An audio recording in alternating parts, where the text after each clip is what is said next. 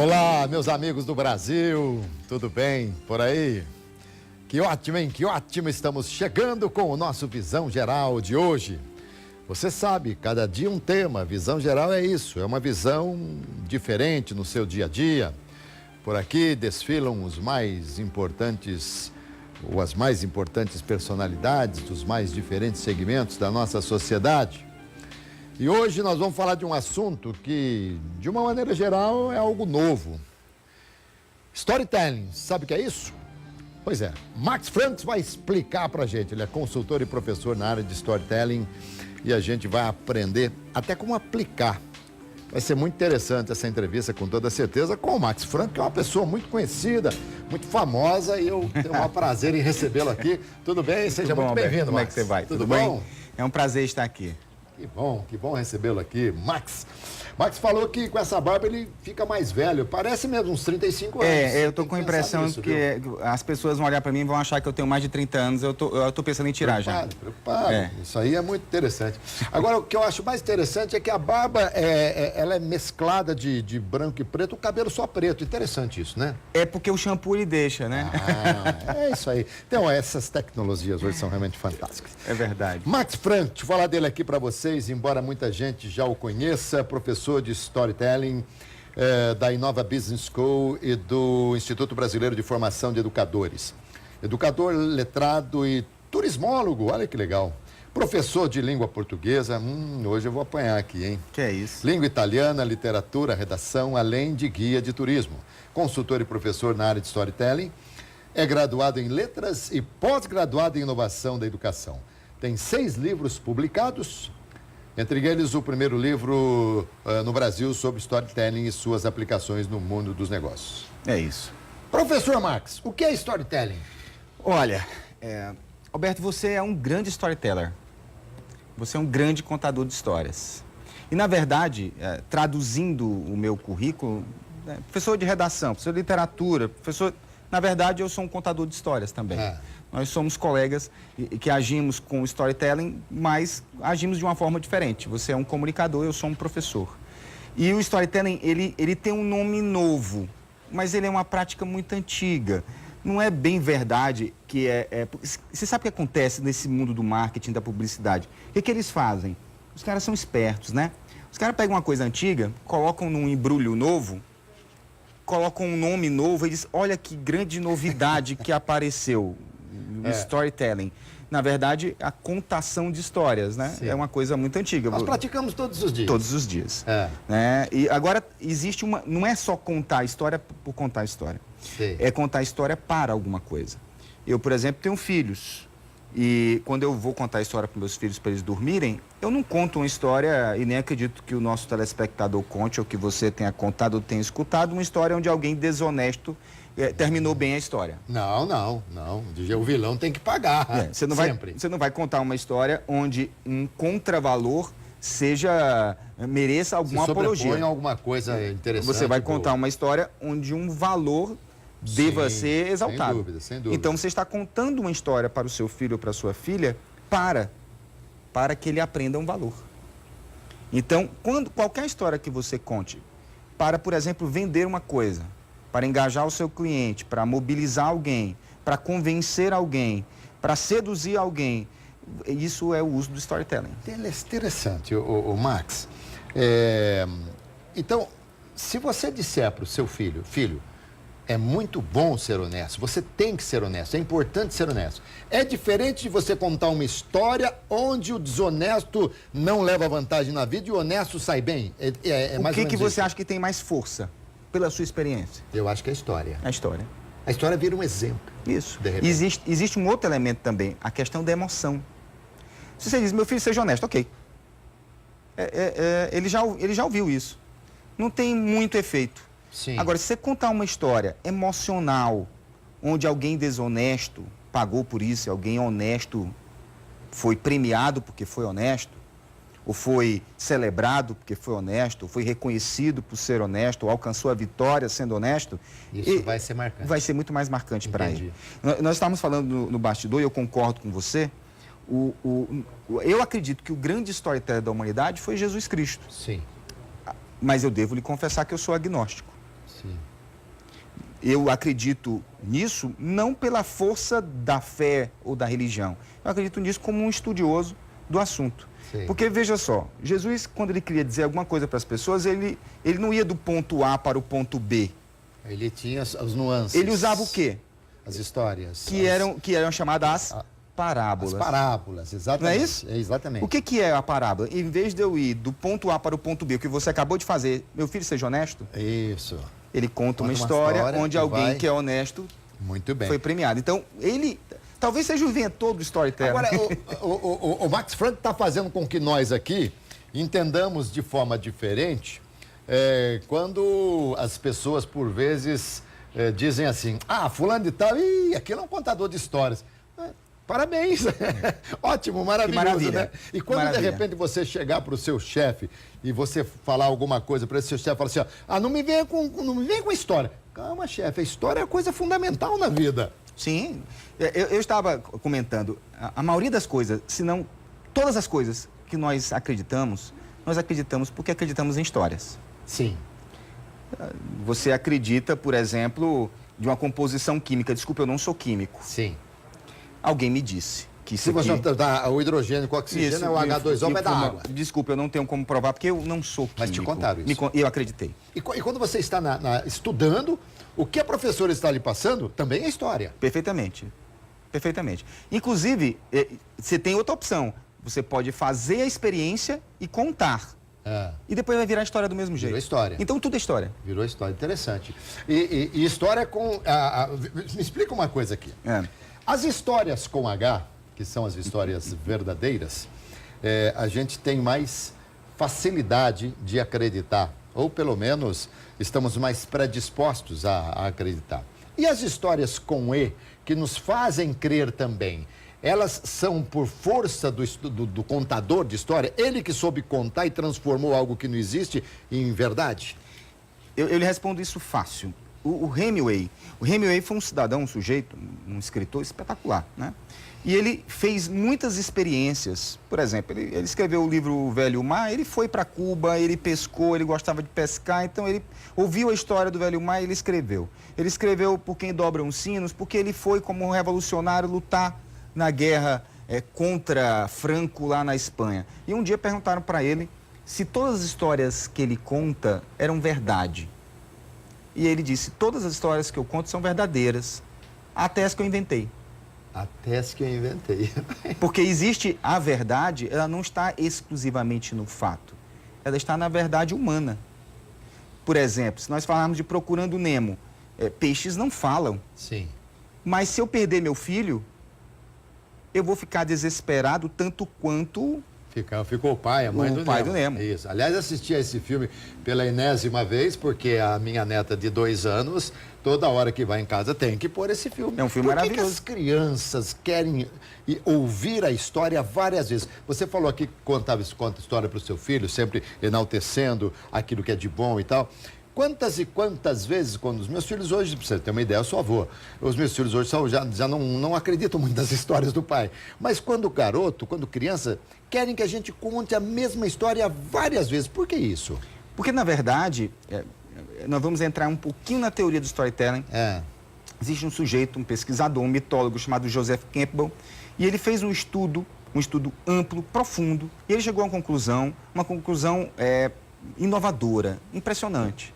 Na verdade, todas as histórias das quais gostamos são as mesmas histórias.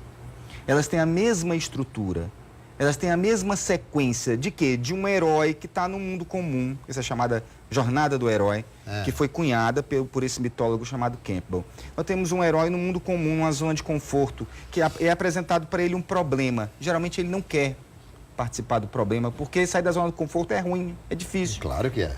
Gera desconforto. Sem dúvida. Mas você não quer, mas às vezes você é impelido a, ou você toma coragem e vai. Você geralmente vai ter um mentor, um professor, um sábio, alguém que vai lhe orientar nessa jornada, alguém que vai lhe treinar, alguém que vai lhe fornecer alguma arma.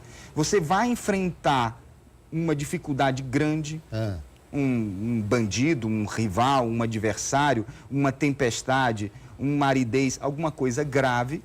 E depois você vai ressurgir, você vai ressuscitar com uma história para contar, com um exemplo, com um modelo. Qual é a história da qual você se lembra que não tem essa estrutura? Ah, difícil. Sabe por quê? Porque todas têm. Foi isso que o Campbell descobriu, que existe uma jornada do herói, que ela está intrínseca, está na nossa psique humana. Então, por isso que a gente gosta de ouvir a mesma história. A mesma história, interessante isso aí. E quanto que eu contei a mesma história? História que eu inventei. Sim. Né? E que tinha, sem dúvida, que acima de tudo era o amor pelos animais e tal. E eu contava essa história, meus filhos sabem ela de cor e salteado até hoje. Saindo um pouquinho do nosso campo aqui pessoal, vamos para o campo empresarial. Deixa eu me perguntar, por exemplo, quando uma empresa ela lança uma marca no mercado, ou quando ela muda a logomarca, e eles fazem vários estudos e querem que a marca conte uma determinada história da própria empresa apenas e tão somente no visual, eles estão usando storytelling também? Estão usando storytelling. Todo produto, ele é concebido para ser uma espécie de ferramenta que vai proporcionar ao herói, ou caso, o cliente, alguma satisfação. Ele tem uma necessidade, ele tem uma dor qualquer.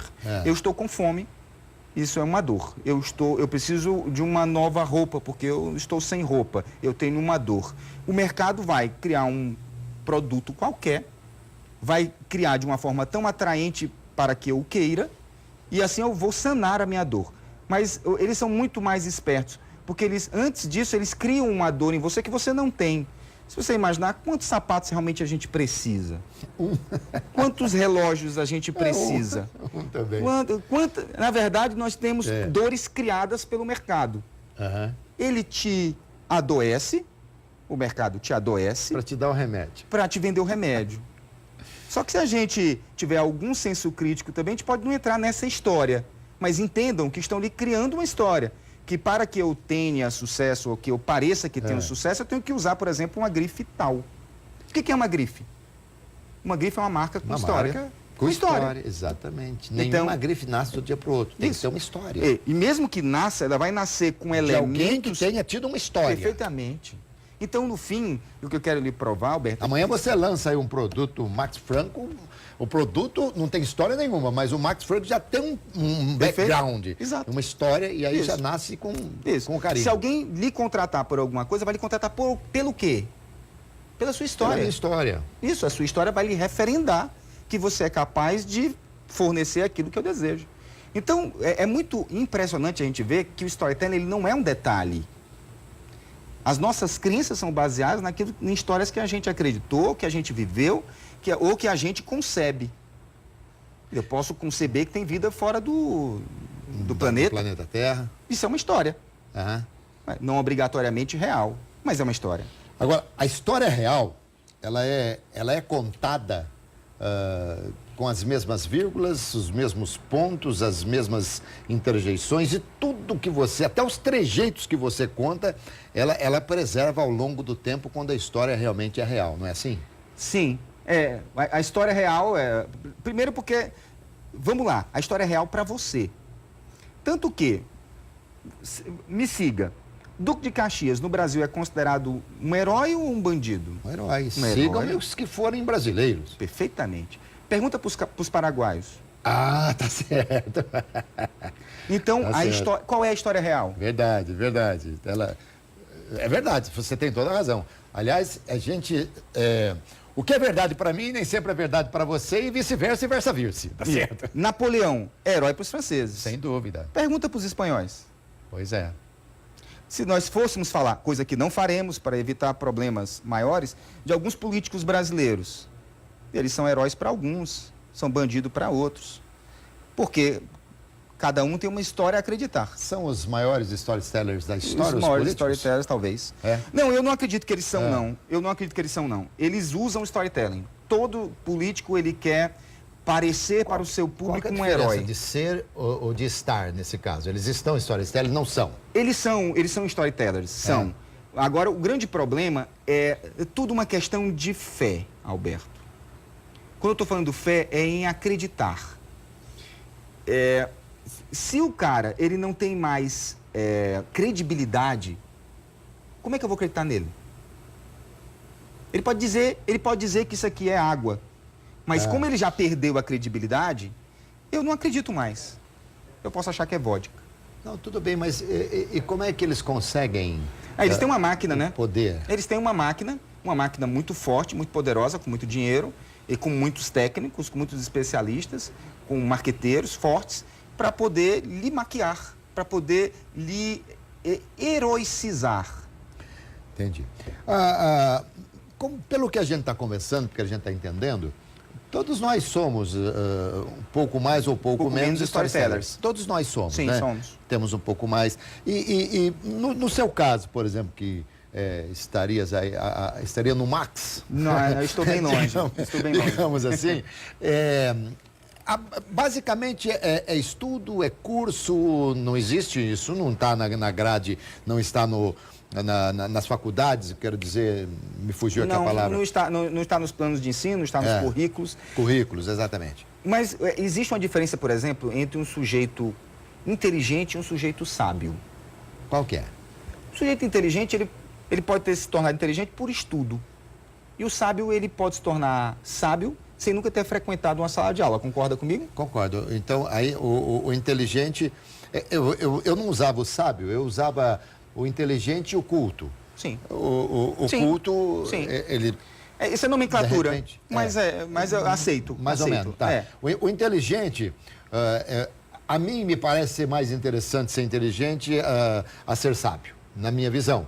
Porque o inteligente, ele se adequa a qualquer situação, ele desenvolve, sai e se envolve segundo a inteligência dele, a perspicácia, o raciocínio e tal. O culto, de repente, ele é culto em determinada área, em determinado momento e não está preparado para enfrentar determinadas situações. Então, a gente pode criar aqui, no caso, entre culto e sábio.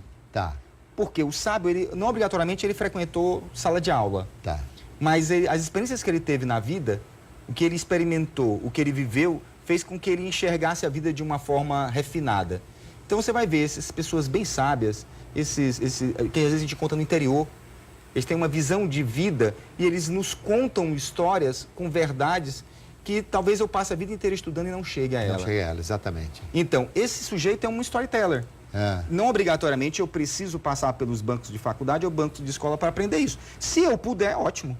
Porque existem técnicas que podem ser utilizadas. Você faz palestras, você... qual é o público que mais consome as suas palestras? Olha, por incrível que pareça, mesmo eu trabalhando com educação há muitos anos, há 30 anos na verdade, é justamente o público corporativo. Corporativo? Corporativo. Como que é o que você passa para o grupo corporativo? Vou lhe dar um exemplo. Eu trabalho com duas empresas que obrigatoriamente elas têm que apresentar resultados para os seus clientes. E os resultados deles geralmente são gráficos, são números, são coisas áridas. E às vezes 40 minutos de apresentação de resultados, de pesquisas, de numerário. E isso é muito... não é fácil você ouvir esse tipo de discurso. Então eu vou trabalhar com eles storytelling para quando ele vá apresentar esses números, ele tem uma fluência melhor. Entendi. E vou usar o storytelling para explicar isso numa metáfora. Imaginemos a massa sendo o que ele tem que apresentar. O storytelling vai ser o molho. Muito bem. Eu quero entrar mais nesse assunto. Pois não. Eu quero depois falar também para as pessoas como devem se comportar em entrevistas de emprego, que também é uma coisa muito interessante. Eu tenho algumas dúvidas que quero passar para você. Aliás, o Max, eu falei aqui, acho que foi a primeira vez que eu usei esse termo no programa para sair para o Merchan, para depois ir para o break. Falei que isso aqui é uma faculdade, é uma universidade. E realmente aqui a gente trata de vários assuntos, são quase 2 anos de programa, perto aí de 400 entrevistas. Então, eu acho que quem mais ganha, claro que é o telespectador, mas acho que quem mais ganha sou eu, porque eu estou aqui todo dia em contato com vocês e vou aprendendo cada dia mais. Isso é um privilégio realmente poder fazer um programa dessa natureza. Vamos lá, vamos pedir emprego, vamos nos preparar para a entrevista de emprego. Isso é uma coisa, eu estava acompanhando, porque o Max Franco está no YouTube, você coloca lá Max Franco, Storytelling, você vai ter muita coisa lá do Max.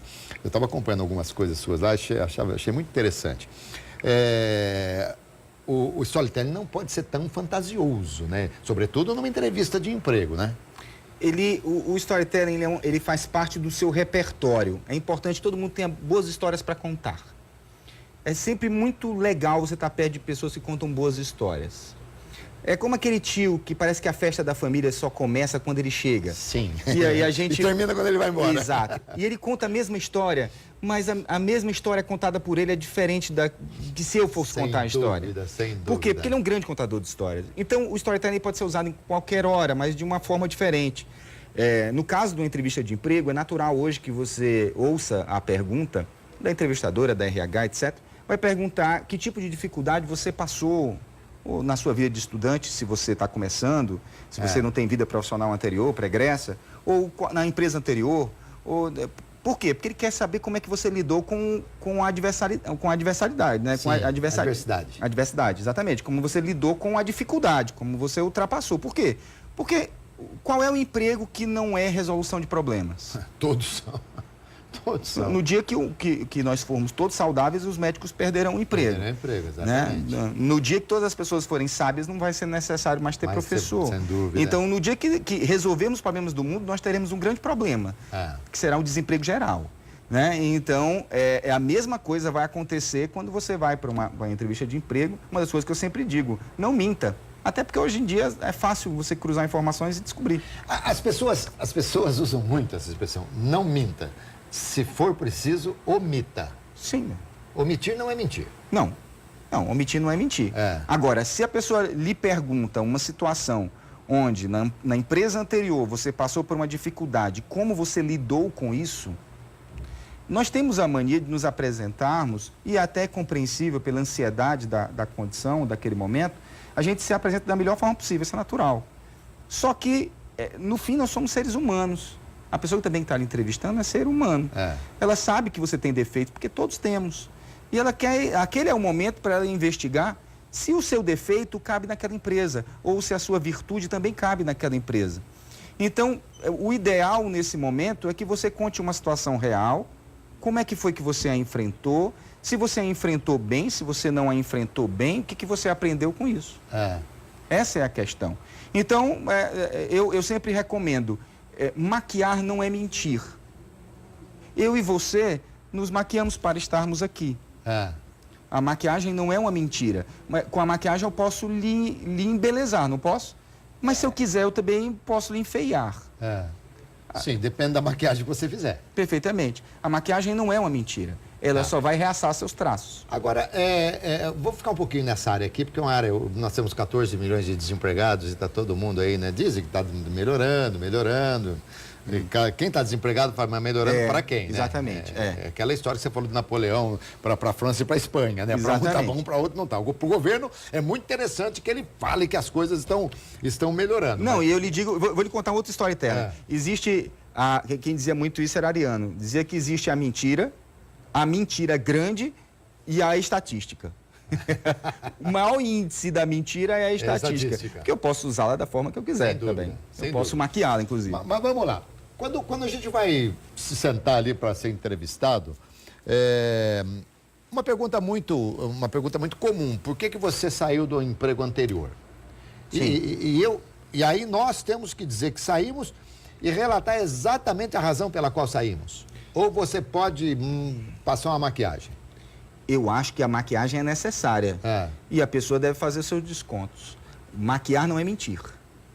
Maquiar eu vou usar uma metáfora para explicar. Eu tenho uma amiga que toda vez que ela vai postar uma foto, ela passa vários filtros na foto. E aí ela posta. Tudo bem. Você vê a foto, você diz, é ela. É ela. É ela. É ela. Tenho certeza que é. É ela. Mas ela não é... Mas é ela. É ela. Mas é ela.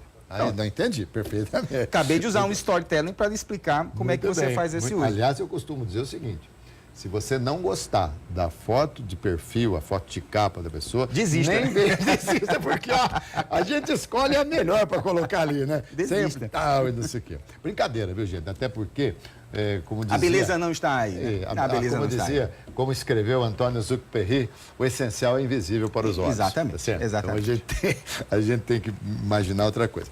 Bom, e claro que quando eu quando eu vou pedir emprego, vamos imaginar, faz muito tempo que eu não peço emprego, mas se eu tivesse sentado ali na cadeira, é natural de todos falar, olha, eu sou uma pessoa dinâmica, eu gosto de trabalhar muito, eu tenho perspectivas, eu quero crescer e tal, não sei o quê. Aí a pessoa, muito bem, mas você só tem virtudes? Não, não é só virtudes. Você tem defeitos também. Quais são os seus defeitos? E aí eu enumero, não? Sim. Agora, veja bem, Alberto. Veja bem, você quer ótimo. uma vaga. Você quer uma vaga. Você precisa dessa vaga. Você pode ter até cometido alguma condição anterior. Agora, você pode ter aprendido também. Se você costumava atrasar, por exemplo, se alguém lhe perguntar por que você saiu, não, eu tive problema de atraso, eu tive algum problema de entrega, com prazos, etc., mas aprendi a lição, aquele sujeito não sou mais eu. Existe uma frase muito bacana de um filósofo chamado Heráclito, que ele diz que um homem nunca entra no rio duas vezes. Já ouviu essa frase? Ele diz que o homem nunca entra num rio duas vezes, porque nem é o mesmo rio, nem é o mesmo homem. Exatamente. Então, eu contaria. Eu disse, olha, eu tive problema de entrega, tive problema com prazos, tive problema de relacionamento com o meu chefe, eu tive problema de relação com a equipe. Mas eu quero dizer que aprendi essa lição. Um homem nunca entra no mesmo rio duas vezes. E o homem que está aqui perante você nessa hora não é o mesmo homem que estava ali. Isso é muito interessante. Todos nós aprendemos, todos nós crescemos, Sim. O tempo nos ensina muito. Sim, né? nós evoluímos, nós temos condição de evoluir. Aliás, tem uma historinha aqui, assim, bem curtinha para contar aqui, de um amigo, né, que queria trabalhar comigo no rádio. Quando eu chamei para a gente conversar e acertamos quase todos os detalhes. Eu falei, só que tem uma coisa, você sabe, né? Eu tenho uma característica que é chegar atrasado. Eu dei uma parada assim, falei, então vamos fazer o seguinte, eu vou consultar a federação se os árbitros podem atrasar os jogos em que você for trabalhar, só para você poder chegar atrasado. Porque eu faço questão que você trabalhe conosco. Qual que é a importância da internet nesse seu segmento? Olha, muito grande. Se a gente for observar hoje, as redes sociais elas estão pedindo o que para você o tempo inteiro? Suas histórias. Sim. Aliás, tudo é história. Elas se alimentam das suas histórias o tempo inteiro. O Facebook pede a sua timeline, pede o que você fez. O Instagram vai pedir a mesma coisa. Quando você está no WhatsApp também, você está contando histórias.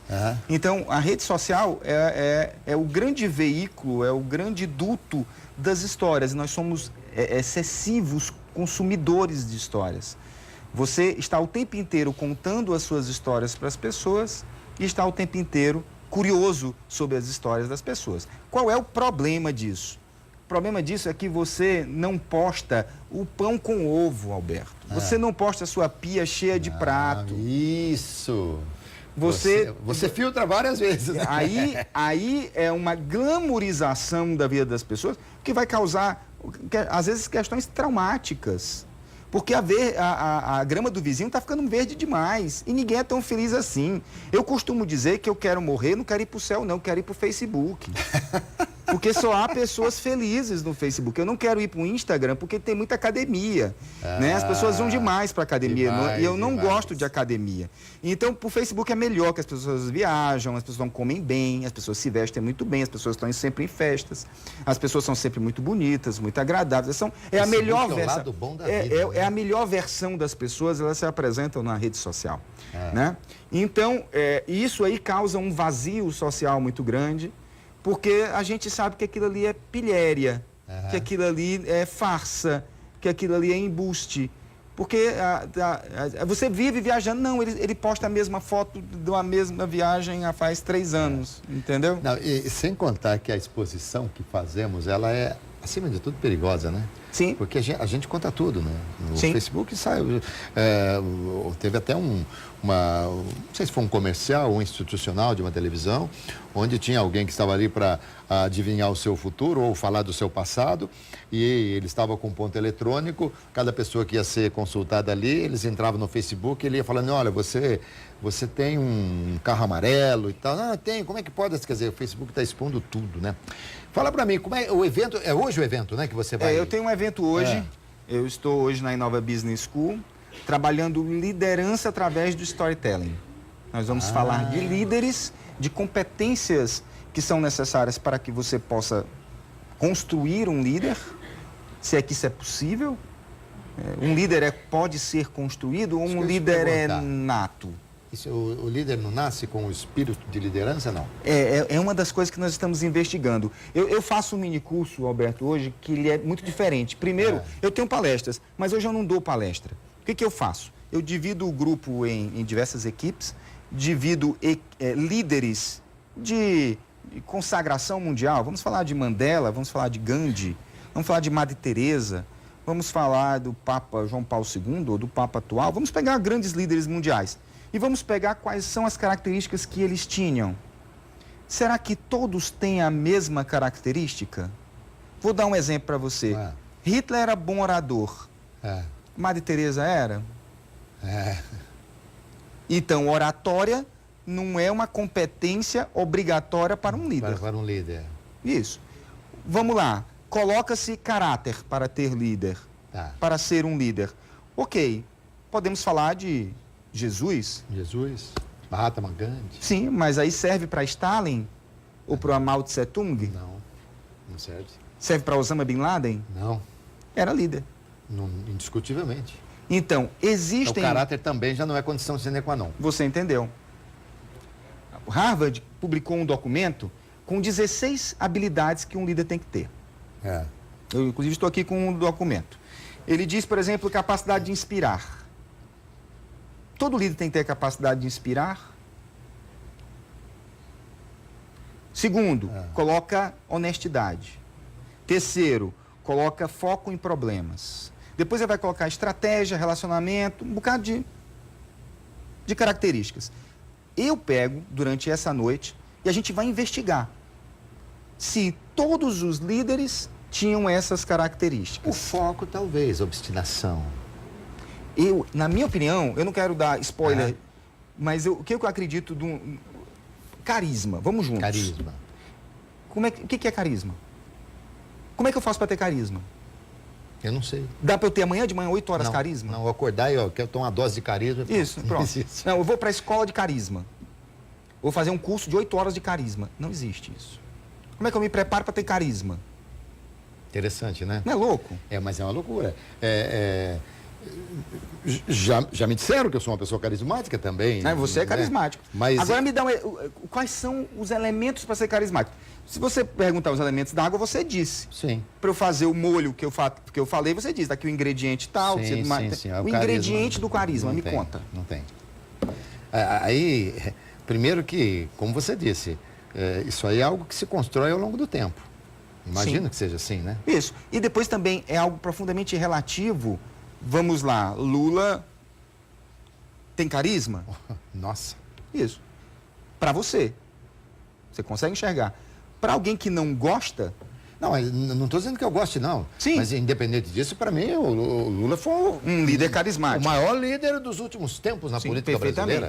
Isso é indiscutível. Mas será que nós conseguimos encontrar todos esses elementos aqui? Os 16 elementos? Sim. Complicado.